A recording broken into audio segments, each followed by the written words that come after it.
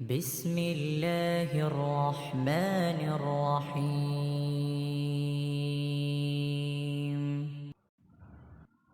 بے شک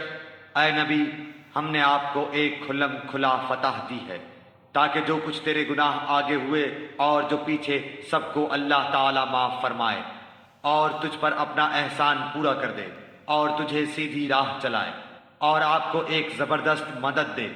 وہی ہے جس نے مسلمانوں کے دلوں میں سکون اور اطمینان ڈال دیا تاکہ اپنے ایمان کے ساتھ ہی ساتھ اور بھی ایمان میں بڑھ جائیں، اور آسمانوں اور زمین کے کل لشکر اللہ ہی کے ہیں، اور اللہ تعالی دانا با حکمت ہے، تاکہ مومن مردوں اور عورتوں کو ان جنتوں میں لے جائے جن کے نیچے نہریں بہہ رہی ہیں، جہاں وہ ہمیشہ رہیں گے، اور ان سے ان کے گناہ دور کر دے، اور اللہ کے نزدیک یہ بہت بڑی کامیابی ہے۔ اور تاکہ ان منافق مردوں اور منافق عورتوں اور مشرک مردوں اور مشرکہ عورتوں کو عذاب دے جو اللہ تعالیٰ کے بارے میں بدگمانیاں رکھنے والے ہیں، دراصل انہی پر برائی کا پھیرا ہے۔ اللہ ان پر ناراض ہوا اور انہیں لعنت کی اور ان کے لیے دوزخ تیار کی، اور وہ بہت بری لوٹنے کی جگہ ہے۔ اور اللہ ہی کے لیے آسمانوں اور زمین کے لشکر ہیں، اور اللہ غالب اور حکمت والا ہے۔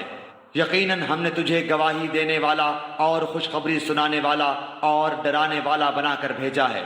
تاکہ اے مسلمانوں تم اللہ اور اس کے رسول پر ایمان لاؤ اور اس کی مدد کرو اور اس کا ادب کرو اور اللہ کی پاکی بیان کرو صبح و شام۔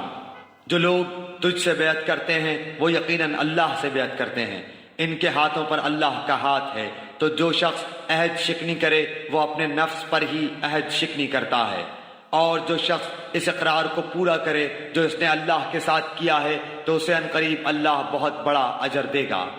دیہاتیوں میں سے جو لوگ پیچھے چھوڑ دیے گئے تھے وہ اب تجھ سے کہیں گے کہ ہم اپنے مال اور بال بچوں میں لگے رہ گئے، پس آپ ہمارے لیے مغفرت طلب کیجئے۔ یہ لوگ اپنی زبانوں سے وہ کہتے ہیں جو ان کے دلوں میں نہیں ہے۔ آپ جواب دے دیجئے کہ تمہارے لیے اللہ کی طرف سے کسی چیز کا بھی اختیار کون رکھتا ہے، اگر وہ تمہیں نقصان پہنچانا چاہے تو یا تمہیں کوئی نفع دینا چاہے،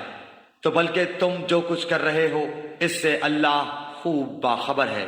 نہیں بلکہ تم نے یہ گمان کر رکھا تھا کہ پیغمبر اور مسلمانوں کا اپنے گھروں کی طرف لوٹ آنا قطعاً ناممکن ہے، اور یہی خیال تمہارے دلوں میں رچ بس گیا تھا اور تم نے برا گمان کر رکھا تھا، دراصل تم لوگ ہو بھی ہلاک ہونے والے۔ اور جو شخص اللہ پر اور اس کے رسول پر ایمان نہ لائے تو ہم نے بھی ایسے کافروں کے لیے دہکتی آگ تیار کر رکھی ہے،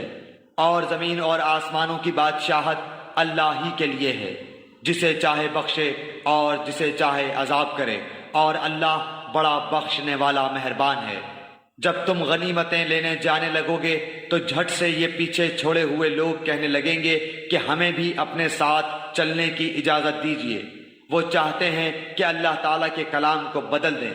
آپ کہہ دیجئے کہ اللہ تعالیٰ پہلے ہی فرما چکا ہے کہ تم ہرگز ہمارے ساتھ نہیں چلو گے۔ وہ اس کا جواب دیں گے نہیں نہیں، بلکہ تم ہم سے حسد کرتے ہو۔ اصل بات یہ ہے کہ وہ لوگ بہت ہی کم سمجھتے ہیں۔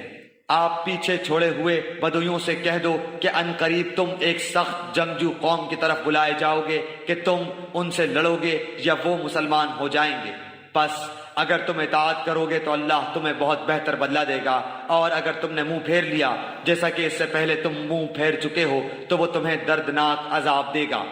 اندھے پر کوئی حرج نہیں ہے اور نہ لنگڑے پر کوئی حرج ہے اور نہ بیمار پر کوئی حرج ہے۔ جو کوئی اللہ اور اس کے رسول کی فرما برداری کرے اسے اللہ ایسی جنتوں میں داخل کرے گا جس کے درختوں تلے نہریں جاری ہیں،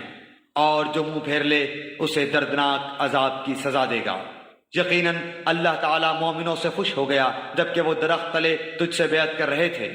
ان کے دلوں میں جو تھا اسے اس نے معلوم کر لیا اور ان پر اطمینان نازل فرمایا اور انہیں قریب کی فتح عنایت فرمائی اور بہت سی غنیمتیں جنہیں وہ حاصل کریں گے، اور اللہ غالب حکمت والا ہے۔ اللہ تعالیٰ نے تم سے بہت ساری غنیمتوں کا وعدہ کیا ہے جنہیں تم حاصل کرو گے، پس یہ تو تمہیں جلدی ہی عطا فرما دی اور لوگوں کے ہاتھ تم سے روک دیے تاکہ مومنوں کے لیے یہ ایک نشانی ہو جائے اور تاکہ وہ تمہیں سیدھی راہ چلائے۔ اور تمہیں اور غنیمتیں بھی دے جن پر اب تک تم نے قابو نہیں پایا۔ اللہ تعالیٰ نے انہیں اپنے قابو میں رکھا ہے، اور اللہ تعالیٰ ہر چیز پر قادر ہے۔ اور اگر تم سے کافر جنگ کرتے تو یقیناً پیٹھ دکھا کر بھاگتے، پھر نہ تو کوئی کارساز پاتے نہ مددگار۔ اللہ کے اس قاعدے کے مطابق جو پہلے سے چلا آیا ہے، تو کبھی بھی اللہ کے قاعدے کو بدلتا ہوا نہ پائے گا۔ وہی ہے جس نے خاص مکے میں کافروں کے ہاتھوں کو تم سے اور تمہارے ہاتھوں کو ان سے روک لیا، اور اس کے بعد کہ اس نے تمہیں ان پر غلبہ دے دیا تھا، اور تم جو کچھ کر رہے ہو اللہ تعالیٰ اسے دیکھ رہا ہے۔ یہی وہ لوگ ہیں جنہوں نے کفر کیا اور تم کو مسجد حرام سے روکا، اور قربانی کے لیے موقوف جانور کو اس کی قربان گاہ میں پہنچنے سے روکا۔ اور اگر ایسے بہت سے مسلمان مرد اور بہت سی مسلمان عورتیں نہ ہوتی جن کی تم کو خبر نہ تھی، یعنی ان کے پاس جانے کا احتمال نہ ہوتا جس پر ان کی وجہ سے تم کو بھی بے خبری میں ضرر پہنچتا، تو تمہیں لڑنے کی اجازت دے دی جاتی، لیکن ایسا نہیں کیا گیا تاکہ اللہ تعالیٰ اپنی رحمت میں جس کو چاہے داخل کرے۔ اور اگر یہ الگ الگ ہوتے تو ان میں جو کافر تھے ہم ان کو دردناک سزا دیتے، جبکہ ان کافروں نے اپنے دلوں میں حمیت کو جگہ دی، اور حمیت بھی جاہلیت کی۔ سو اللہ تعالیٰ نے اپنے رسول پر اور مومنین پر اپنی طرف سے تسکین نازل فرمائی، اور اللہ تعالیٰ نے مسلمانوں کو تقوی کی بات پر جمائے رکھا، اور وہ اس کے اہل اور زیادہ مستحق تھے، اور اللہ تعالیٰ ہر چیز کو خوب جانتا ہے۔ یقیناً اللہ تعالیٰ نے اپنے رسول کو خواب سچا دکھایا کہ انشاءاللہ تم یقیناً پورے امن و امان کے ساتھ مسجد حرام میں داخل ہوگے، سر منڈواتے ہوئے اور سر کے بال کترواتے ہوئے، چین کے ساتھ نڈر ہو کر۔ وہ ان امور کو جانتا ہے جنہیں تم نہیں جانتے، پس اس نے اس سے پہلے ایک نزدیک کی فتح تمہیں میسر کی۔ وہی ہے جس نے اپنے رسول کو ہدایت اور دین حق کے ساتھ بھیجا تاکہ اسے ہر دین پر غالب کرے، اور اللہ تعالیٰ کافی ہے گواہی دینے والا۔ محمد صلی اللہ علیہ وآلہ وسلم اللہ کے رسول ہیں، اور جو لوگ ان کے ساتھ ہیں کافروں پر سخت ہیں، آپس میں رحم دل ہیں۔